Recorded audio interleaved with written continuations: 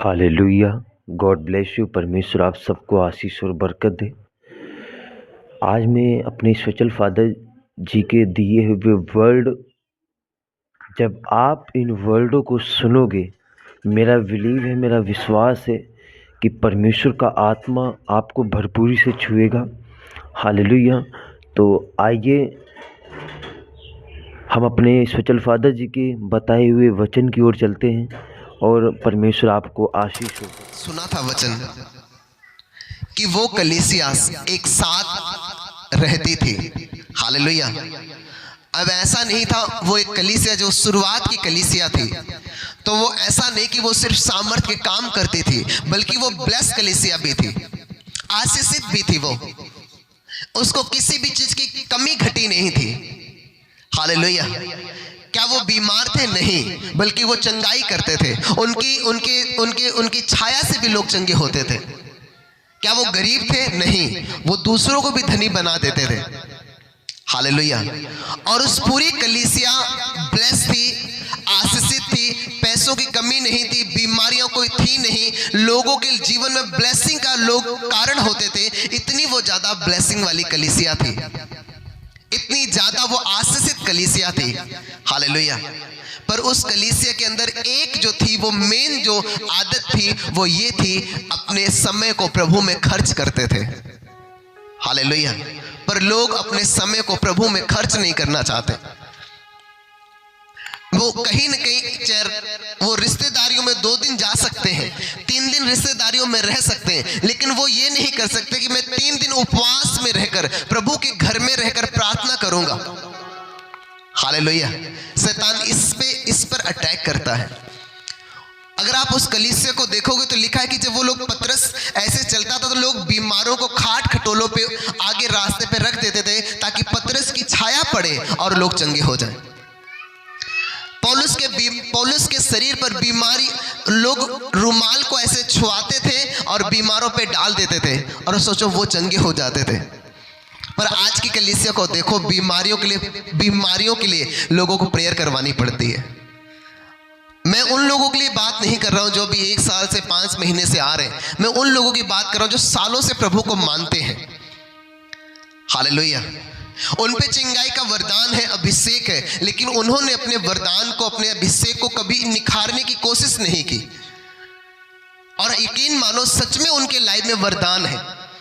बहुत से ऐसे लोग हैं यहाँ पे जिनकी, जब वो आते हैं, क्या होता है, पहले कोई वचन को बताता है आपको, आप सुनते हैं, आप चर्च में आते हैं, आप सालों आते रहते हैं चर्च में, लेकिन कुछ लोगों की उत्पत्ति शुरुआती सेवा से हुई है।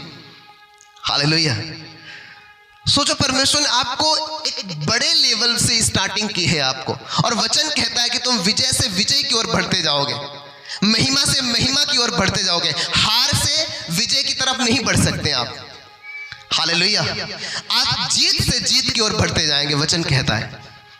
तो अगर आप वो एक सामर्थी, ब्लेस, सामर्थ से भरी, आग से भरी हुई, ताकत से भरी हुई, किसी से घबराते नहीं थे, बास में सामने महायाजक होते थे, याजक होते थे, बड़े बड़े लोग होते थे, उनके सामने वो पतरस जो डरता था, निडर होकर वो बात करता था, एक साहसी व्यक्ति था। कारण क्या था? वो पहले, अगर आप उनकी जीवन को देखोगे तो पहले पैर प्रार्थना करने जा रहे, दोपहर प्रार्थना करने जा रहे, तीसरे पैर प्रार्थना करने जा रहे, सप्ताह के पहले दिन वो इकट्ठे होकर प्रार्थना करते थे। लिखा, पौलुस कहता है कि मैं घर से बाहर निकला, नदी के किनारे गया और कुछ जगह ढूंढ रहा था कि कोई प्रार्थना करने की जगह मिले। सोचो, वो ढूंढ रहे थे जगह की जहां पर मैं प्रार्थना करने के लिए बैठ सकूं। इतना इंपॉर्टेंस वो जानते थे, इतना वो ज्यादा महत्व देते थे प्रार्थना का अपने जीवन में, परमेश्वर के साथ बैठने का। इसीलिए वो कलीसिया ब्लेस थी। हालेलुया। आज लोगों को बोलो, भाई साहब परमेश्वर के घर में काम है, लोगों को कहते कि नहीं। एक दिन पति ने बोला, मुझे डाइवोर्स चाहिए तुमसे। ससुराल में सब हंस रहे थे। मेरा नाम अंजलि है। हालेलुया। और वहीं पर जब वो बोलते टाइम नहीं है, मैं सच कह रहा हूं, वही उसी समय उनके पास टाइम नहीं रहता। वही टाइम जो उनको ब्लेस कर सकता है, ऊंचाइयों में लेके जा सकता है, वही टाइम उनको डाउन करता है। रीजन क्या है? क्योंकि जहां से तुम बढ़ सकते हो, जो सोर्स तुम्हें ऊंचा कर सकता है, बढ़ा सकता है, उससे आप कट कर लियो अपने आप को, या कट नहीं किए तो आप जो देना चाहिए वो आप नहीं दे रहे। अब आपको चाहिए, आप 4 रोटी खाने वाले हो, आपको आधी रोटी मिले, तो बताओ क्या सही होगा ये? क्या आप तंदुरुस्त बनेंगे? सेम वैसे ही पवित्र आत्मा है। पवित्र आत्मा आपको बोझ देता है कुछ करने के लिए। आप जब घर में होते हैं, काम पे होते हैं, आप सो रहे होते हैं, बैठे होते हैं, किसी से बात कर रहे होते हैं, अगर आप पवित्र आत्मा से भरे हुए जन हो, पवित्र आत्मा आपकी अगुवाई करता है। और जब वो आपकी अगुवाई करेगा, चल प्रेयर कर, 2 घंटे प्रेयर में बैठ, आधा घंटा 1 घंटे वचन को पढ़, आज फास्टिंग कर, जब आप ये चीजें करते नहीं हैं तो पवित्र आत्मा को आप कमजोर करने की कोशिश करते, अपनी स्पिरिट को कमजोर करने की कोशिश करते। हालेलुया। जिस तरह खाना शरीर को चाहिए, वैसे आत्मा को भी परमेश्वर के वचन और त्याग चाहिए। और जब आपका त्याग कम होता है, पवित्र आत्मा की अगुवाई में चलने में आप कमजोर अपने आप को रखते हैं, तो फिर प्रभु का जो आपको 100% बढ़ा सकता है, वो आपको 5%, 2%, 3% ही बढ़ा पाता है। हालेलुया। कारण क्या है? लोग समय नहीं खर्च करते, अपने टाइम को नहीं खर्च करते। और आप अगर प्रभु में टाइम नहीं खर्च कर रहे हो, तो देखो तुम अपना समय कहां खर्च कर रहे हो, और जहां भी आप अपना समय खर्च कर रहे हो, क्या वो समय खर्च करने के बाद वहां से आपको क्या फायदा मिल रहा है? हालेलुया। आप रिश्तेदारियों में चले गए 20 दिन के लिए, आप 4 औरतों में 2-2, 3-3 घंटा आप सोच के देखो, बैठी रहते हो घर पे, सोच के देखो। आपको एक मसीही व्यक्ति, याद रखना, कभी भी दूसरों के घर की प्रॉब्लम्स को कभी भी बात नहीं करेंगे। अगर आप मसीही व्यक्ति हो, दूसरे के घर पे कितनी बड़ी विपत्ति है, क्या उसके घर में बेइज्जती है, क्या वो बढ़ रहा, आप नहीं डिस्कस करोगे। अगर आप एक आत्मिक हो, क्योंकि आपको पता है कि मुझे अपने से मतलब है, मुझे अपने से मतलब रखना। अगर मैं दूसरे लोगों के लिए कुछ कर सकता हूं तो घुटने टेककर प्रार्थना कर सकता हूं। और यकीन मानो, असली प्रेम घुटनों पे दिखता है। कितने लोग मेरे लिए इस हफ्ते फास्टिंग रखे थे, मैंने बोला था लोगों को। हालेलुया। तो असली प्रेम घुटनों पे दिखता है, कि जब आप घुटनों पे आप बैठे और लोगों के लिए प्रेयर कर रहे हैं। आमीन। अपने हाथ को उठाओ, बोलो, खुदावन मैं तैयार हूं आपकी महिमा करने के लिए, तेरे वचनों को समझने के लिए।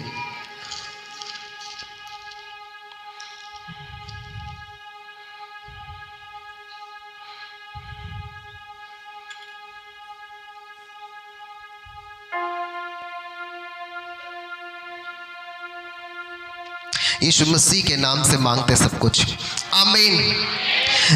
2 कुरिन्थियों उसका 9 अध्याय उसका 6 वचन से हम पढ़ेंगे।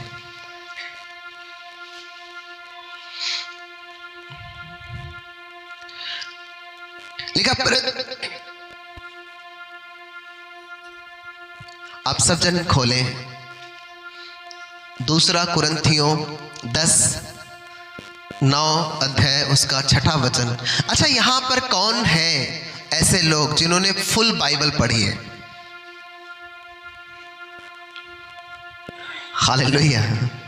सोचो कितने कम हो। और इसीलिए जब वचन प्रचार होता आपको समझ नहीं आएगी। हालेलुया। बोले, परमेश्वर मेरे आत्मिक समझ को, आत्मिक बुद्धि को खोल खुदावन, और मुझे ब्लेस कर। यीशु नाम से मांगते सब कुछ, आमीन, आमीन, आमीन। हालेलुया। देखो, एक चीज आप सबको याद रखनी पड़ेगी।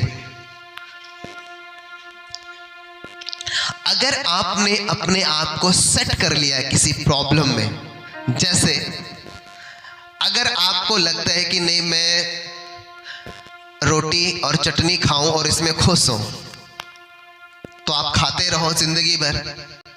Smart investing isn't about shortcuts. कर लिया है तो परमेश्वर भी आप में इंटरफेयर नहीं करेगा।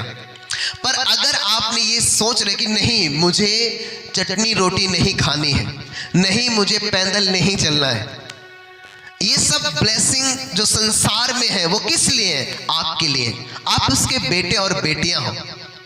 एक औरत यीशु मसीह के पीछे पीछे पड़कर आ रही और बोला कि मेरी बेटी को चंगा कर, मेरी बेटी को ठीक कर, उसे दुष्ट आत्मा सताता है। और यीशु मसीह ने उससे कहा लड़कों की रोटी लेकर कुत्तों के आगे डालना उचित नहीं है। मतलब परमेश्वर कह रहा है कि जो ब्लेसिंग है वो मेरे बेटे और बेटियों के लिए है। और नए नियम में आप भी और हम भी उसके बेटे और बेटियां, सिर्फ इजरायली नहीं बल्कि हम लोग भी जो विश्वास करेंगे उसी तरह से जिस तरह अब्राहम ने विश्वास किया था परमेश्वर पे और लिखा उसकी ये बात उसके लेखे में धर्म गिनी गई। हालेलुया। और सेम उसी तरीके से हम भी जब उस पर विश्वास करते हैं, हालेलुया, तो हम धर्मी गिने जाते हैं। दूसरी, आपके अंदर ये होना चाहिए कि नहीं, इस प्रॉब्लम में मैं नहीं रहना चाहता, इस बीमारी में मैं नहीं रहना चाहता, इस गरीबी में, इन कर्जों में मैं नहीं रहना चाहता। ऐसा मैं क्या करूं कि परमेश्वर अपना हाथ बढ़ाए और मुझे इन सब चीजों से आजाद करे, गरीबी से, कर्जों से, बीमारियों से, और एक ऐसा जीवन दे जो ब्लेस जीवन हो। हालेलुया। कि अगर एक व्यक्ति पीछे से देखे कि नहीं, हाँ ये वो व्यक्ति है जिसके जीवन में परमेश्वर ने काम किया है। आमीन। इसमें क्या लिखा है? परंतु यह बात है, लिखा है परंतु ये बात यह है जो थोड़ा बोता है वह थोड़ा काटेगा भी, और जो बहुत बोता है वह बहुत काटेगा। हर एक जन जैसा मन में ठाने वैसा ही दान करे, ना कुड़ के और ना दबाव से, क्योंकि परमेश्वर हर्ष से देने वालों से प्रेम रखता है, मतलब खुशी से देने वालों से प्रेम रखता है।